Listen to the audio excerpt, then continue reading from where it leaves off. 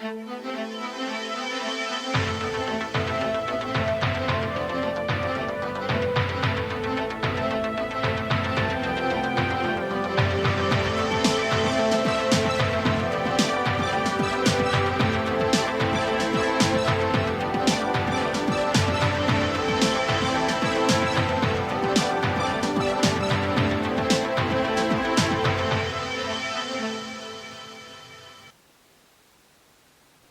warm welcome to News Now. I am Fidelia Aguncha.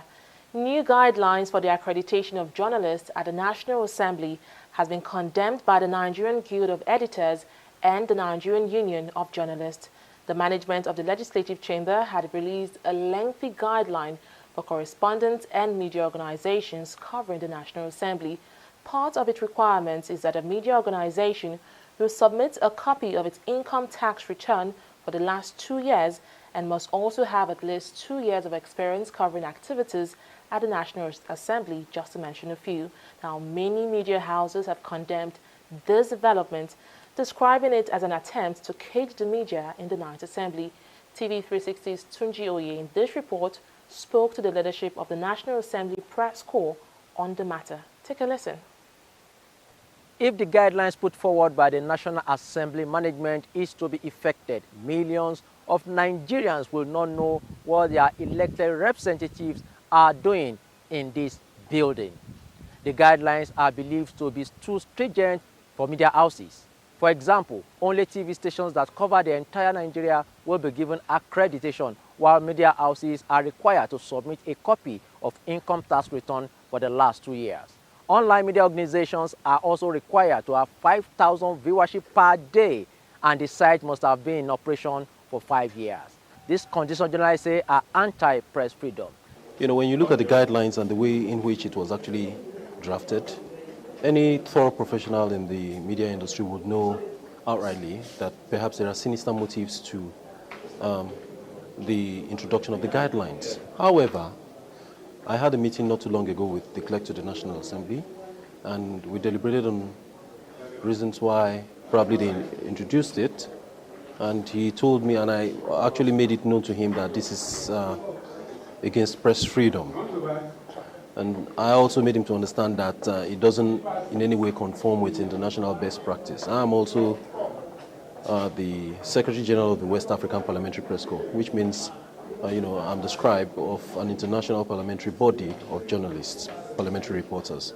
And so we know exactly what the international practices are when it comes to the issue of journalist accreditation in Parliament. And so we were able to come to a conclusion that the guidelines be suspended forthwith. If you take a look at the 20 conditions that were placed in there, conditions such as asking for the certificate of incorporation, asking for them to produce, tax clearance certificate of their various company, that simply sold out that there were more behind, there were more intentions, there were more sinister intentions behind, the motive for bringing out these particular guidelines. I know and I agree that there should be some level or measure of, trying to coordinate, but that responsibility, I think, should have been done in collaboration with the leadership of the Senate Press Corps. They should have drawn or asked the Senate Press Corps, to come up with a list of their authentic members, and not on their own, just taking that particular decision. It is a decision that grossly violates, to the best of my own knowledge, provisions of the Nigerian constitutions that guarantees the rights of journalists, that guarantee the rights of, journalists having free access. In the real sense of the matter, do they themselves have the right to stop any Nigerian from coming to the National Assembly? The Nigerian Guild of Editors have condemned the new guidelines, describing it as primitive, undemocratic, and blatant anti-press. Interestingly, the guideline comes to force on June 11, a day after the inauguration of the Ninth Assembly. What first comes to mind is that the management of the National Assembly is trying to, deny the public access to information about the Parliament. There is an attempt, to play secrecy, especially, in the Ninth Assembly. But of course, one might not know from where, that is coming. But what comes to mind is that one, perhaps the Ninth Assembly is going to be more of a secret assembly. Will the Ninth Assembly be adequately covered? Will Nigerians know what their elected representatives are discussing in this building? Developments in the coming days will tell. From Abuja, Sunjoye, TV360 News. The Foundation of Healthcare in Nigeria is responsible for the poor condition of health hospital facilities across the country. Now, this is according to the Ministry of Health, Isaac Adewale. Adewale made a statement when he appeared before lawmakers in the Senate to brief the House on the current state of healthcare facilities and services in states across the country. Lawmakers had summoned the minister to appear before it over what it called the poor state of infrastructure that has contributed to deaths of Nigerians in need of health care. The motion to invite Adewale follows an alarming report on the poor quality of service in Nigerian teaching hospitals. Now, a bill seeking to end discrimination between higher national diploma and Bachelors of Science degree holders has been passed by the House of Representatives. The bill, if passed into law, will end perceived discrimination against polytechnic graduates and remove the challenges faced by HND holders, especially those in the public service. Now, according to the lawmakers, there is a lot of segregation at employment level, as those with first degree are placed on grade level 8, while those with HND are placed on grade level 6 or 7. Only recently, the federal government abolished the dichotomy between the two classes of degree holders in the services under the Ministry of Interior. The agencies are the Nigeria Security and Civil Defense Corps, NSCDC, Nigeria Immigration Service, NIS, Nigeria Prison Service, NPS, and the Federal Fire Service, FFS. Nigeria's Minister of Foreign Affairs, Geoffrey Onyema, has been explaining why the federal government shut down operations in 4 of its embassies.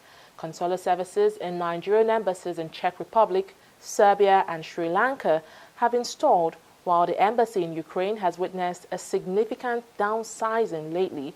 Onyema says the decision was taken due to financial constraint.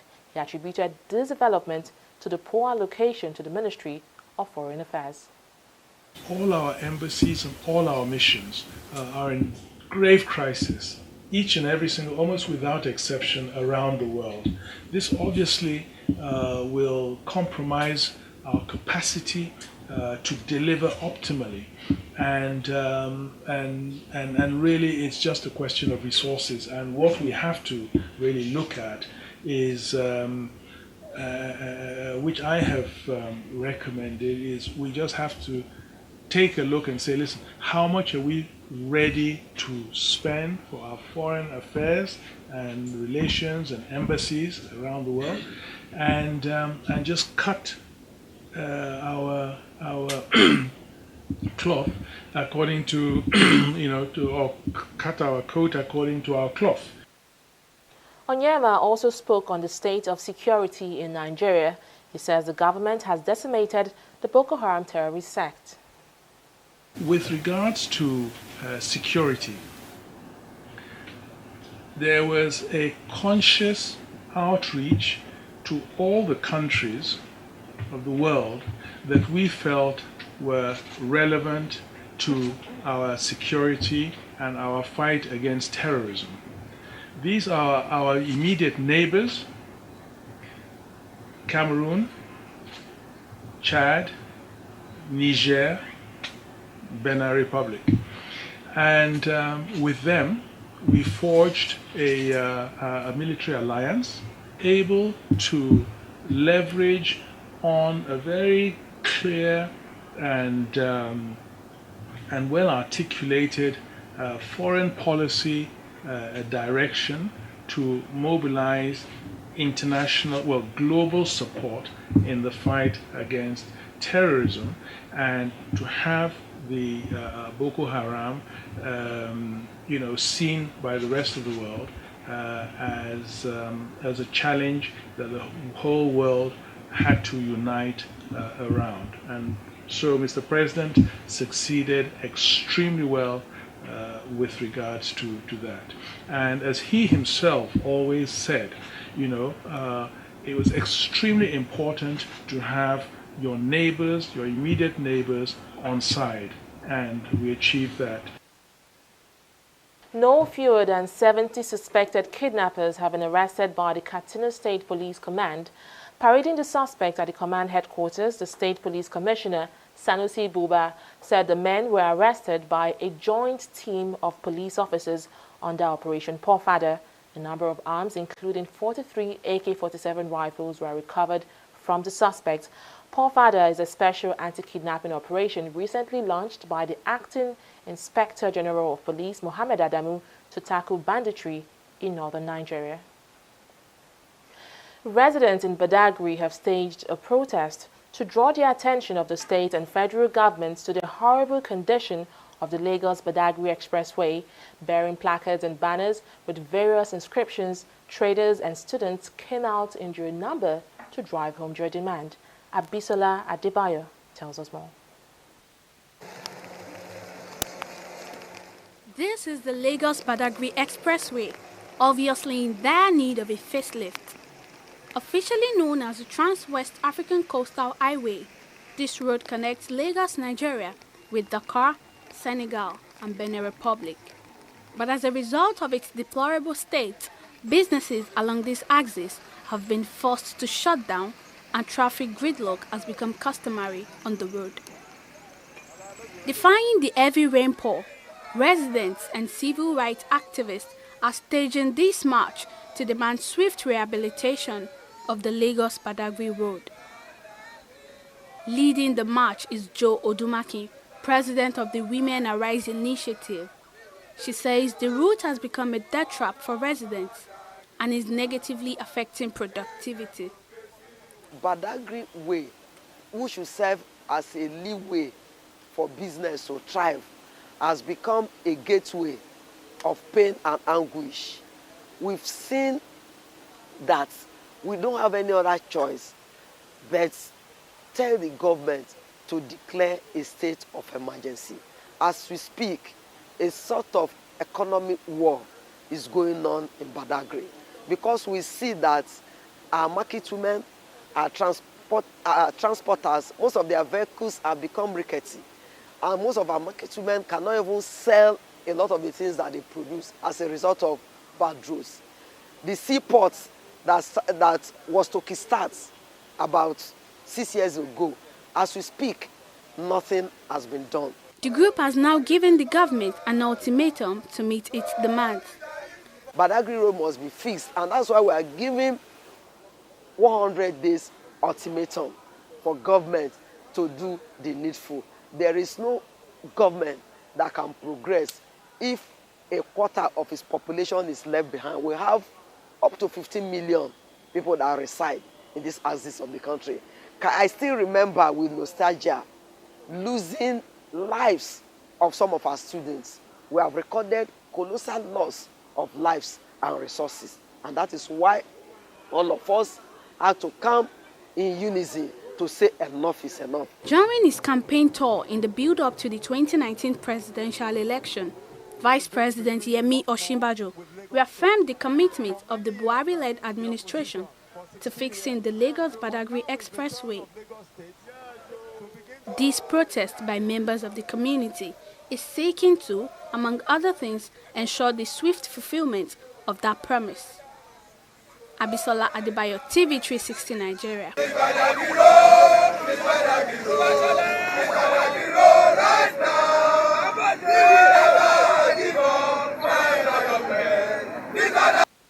Award-winning technology company Andela has taken a big step to addressing the talent shortage in the engineering space. At the Epic Towers on Tuesday, Andela launched a new project, Software Engineers to the Power of X. It's a new campaign that opens its door to mid-level software engineers across Africa. This next report has more. Andela is one of Africa's biggest technology startups. They connect global companies with the best talent in software engineering by training people with almost zero knowledge of coding and grooming them into senior engineers. These talents then work to build and manage the tech that drives multi-million-dollar companies across the world. But getting in here is quite a task. Andela employs only the top 10% of over 75,000 applicants yearly into their fellowship program. But today, the company is expanding its entry points by launching the Power of X. The way that Andela has actually been operating, our model in the past, is that we had a fellowship program which would basically have software engineers, join at their most junior form and then grow up to actually become, world-class engineers. But one of the things that we actually realized of recent is that the developers who already had like mid-level and senior experience couldn't actually join. I mean, they couldn't come through the fellowship to start all the way from the scratch, right? And so we realized that there was actually a gap. I mean, at Andela is basically an engineering utopia. Every software engineer in Africa could actually attest to that. And we thought about it, that how can we give mid-level and senior software engineers an opportunity to tap into, Andela's offering, just so that they could actually scale up and become world-class engineers. And that's why we're launching this. The idea behind the Power of X is to create an opportunity for more experienced engineers to join Andela's global team of tech talents and a company that's adjudged the best place to work in Africa. The Software Engineer to the Power of X campaign is really geared towards attracting mid-level and senior software engineers. Andela is attracting hundreds and hundreds of them, right? And this is basically a call for application to say that if you're a software engineer in Africa and you're interested in actually changing or solving some of Africa's challenges with technology, if you're also very interested in becoming a world-class engineer, Andela is really the place for you. It's not how we used to be, how you would have to join the fellowship. All you have to do is really just apply to join as a mid-level or senior software engineer and, stand a chance to actually become world-class as the case is. There's a global talent shortage in software engineering, and Andela is looking to fill that gap by employing mid-level engineers across Africa. They're now calling on all who are passionate about solving problems through technology to apply. Andela is currently looking to recruit over 500 mid-level and senior software engineers in Africa just this year, right? But then I envisage that next year we might actually be looking to attract 2,000. And I'm guessing that the only reason why we're not even trying to attract over 10,000 is because we do not have the infrastructure yet to manage those people, right? So right now for this year, we're basically putting out the call for application to say that we need 500 mid-level to senior software engineers to apply to join Andela, just so they can actually start their journey to becoming world-class engineers as the case is. The world needs millions of engineers to build solutions for everyday problems, and Andela has just raised $100 million Series D funding to build infrastructure to train and employ talents. They've now trained over 700 developers across Africa and are helping to change the world one engineer at a time. Aneta Felix, TV360, Lagos. You're still watching News Now on TV360 Nigeria. We'll take a moment here and return with news from the world of business. Stay with us.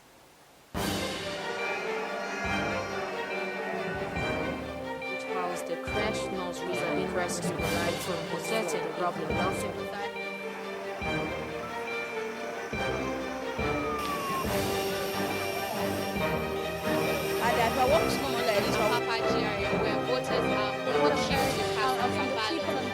That the election has been postponed and Nigerians have reacted to the local area of Lagos as early as 7 a.m. Some minutes say the incident has been managed.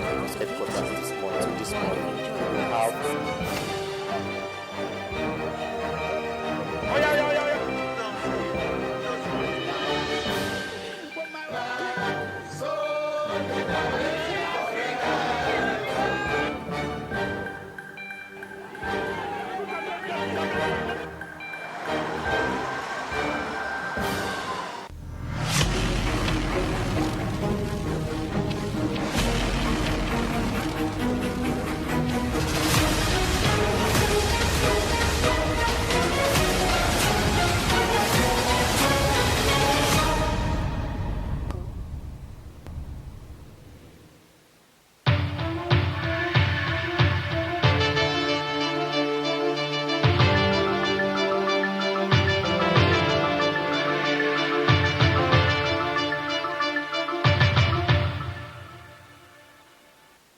Welcome back. Well, let's now join Annette Felix for the latest in business. Hello, Annette. Hello, Fidelia. So I understand the Monetary Policy Committee of the CBN met recently and they have reached a couple of decisions. Could you tell us more about this? That's true. The Monetary Policy Committee of the Central Bank of Nigeria, CBN, says it has agreed to keep the monetary policy rate, which measures interest rate at 13.5%. Governor of the Apex Bank, Godwin Emefiele, said 9 members of the committee agreed to retain the rates, adding that a hold will help the committee better understand the momentum of growth. Emefiele also revealed that the committee is of the opinion that increasing the cost of credit will further diminish investment flow and have a negative impact on output growth. The MPC rate was reduced to 13.5% earlier this year after the 14% rate was maintained for many consecutive months. Analysts have allayed fears that the country is likely to go into another recession after the National Bureau of Statistics (NBS) revealed that Nigeria's gross domestic product (GDP) slowed down in the first quarter of 2019.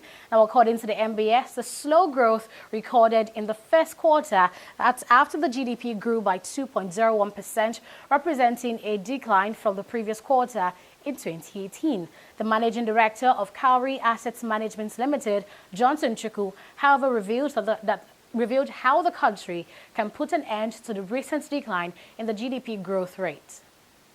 A couple of things have to happen for us to really be at the risk of recession. What we are witnessing or what we are facing is slow growth that does not lead to improving the standard of living, does not create new jobs, leads to worsening of the poverty level in the country. So that's what we're facing. We're not facing a recession in concept of economic recession. Because for you to talk about recession, you have people have 2 consecutive quarters of negative GDP growth rate. As long as agriculture is growing at above 3%, giving agriculture accounts for 20% of your GDP, that growth, should you add 1 more or 2 other sectors, like the telecommunication sector, probably the construction industry sector, you are going to see an improvement, a positive growth in your GDP. But it is not, a low GDP growth rate is not sufficient to improve the living standard of Nigerians or to reduce the level of poverty or to create new jobs. So what you have is a slow but painful growth rate that is pushing the economy or the citizens to more suffering because the population is growing above the GDP growth rate. And that's the core of the issue. Your population, whenever the population is growing above the GDP growth rate, it simply means more and more amounts are coming into the economy to feed on a low level of production. The federal government has released over 4.33 trillion naira in the last 3 years to ministries, departments and agencies of government for the implementation of capital projects. Minister of Budget and National Planning, Udo Udoma, gave the figure during a press briefing on the activities of the ministry and its parastatals under his leadership. Given a breakdown of the amount, the minister explained that the federal government, through the Ministry of Finance, was able to release 1.2 trillion naira under the 2016 budget for capital spending. For the 2017 fiscal period, the minister said the sum of 1.2 trillion naira was released, while 1.55 trillion naira had been released as of May 8 for the capital component of the 2018 budget. He said the focus on capital projects was based on the need to reflect the economy following the recession that the country witnessed in 2016. After this break, we'll return to give you news on the stock market for today.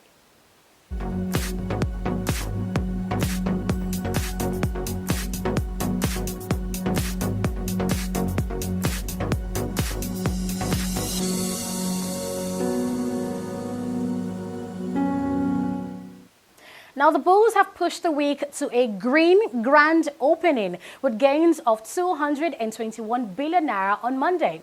Today, the bulls continue to outperform the bears, leading the all-share index to close with an increase of 2.88%, and that's 30,218.14 basis points. Now, the market cap closes today at 13.309 trillion naira after closing yesterday at 12.937 trillion naira. Now, these gains on the stock markets began on Thursday when telecommunications company MTN Nigeria listed on the Nigerian Stock Exchange in just 3 days, MTN has sold a total of 105,301,759 shares valued at 12,231,997,316 naira. The shares of MTN Nigeria opened at 99 naira, but in just 3 market days, it has increased by 20 naira to sell at 119.75 naira per share.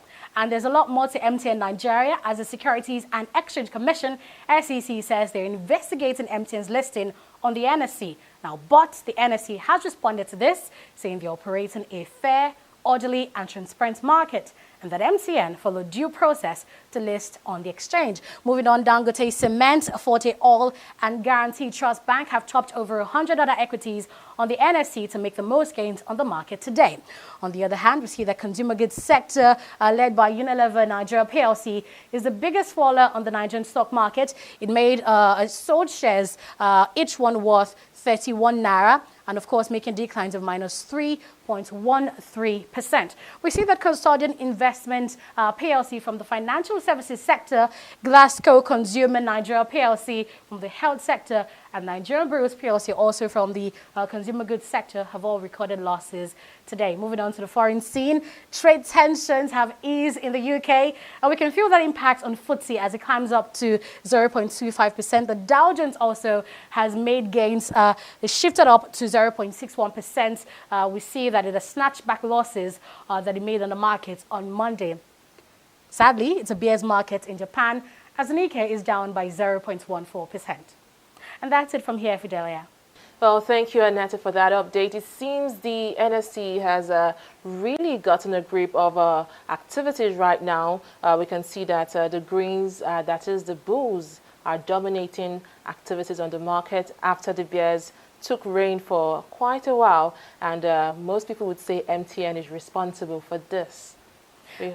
That's true, Fidelia. I'm very sure many Nigerians investors are very interested in shares of MTN, given that it's one of the biggest telecommunications network in Nigeria, and have proved that investment, proved that trust in the telecoms company with their investment in the shares of MTN Nigeria. Well, we do hope they can actually maintain this trend for the long while. Still to come is news from the foreign and sports scene after this break. Stay with us.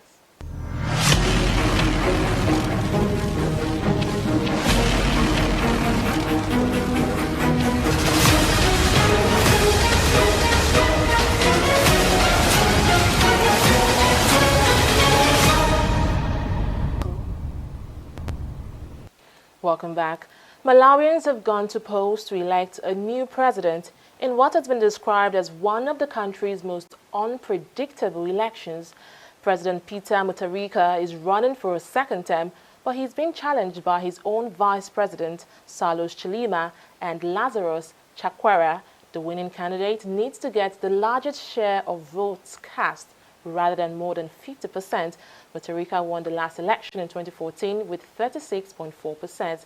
Malawi returned to multi-party elections in 1994 after 30 years of authoritarian rule.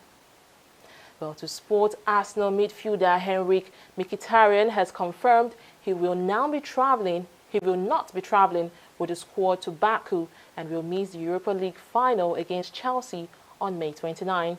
The North London club also confirmed that the Armenian international will stay back next week following security concerns. Tensions had been raised over Mkhitaryan's status in the country for the final because of non-existent diplomatic relations between Armenia and Azerbaijan. Azerbaijan's UK ambassador said on Monday that Mkhitaryan could not contact him directly to guarantee his safety, or could actually contact him directly to guarantee his safety for the Europa League final. Well, that is on News Now. Thank you so much for being a part of it. I am Fidelia Aguncha. Bye for now.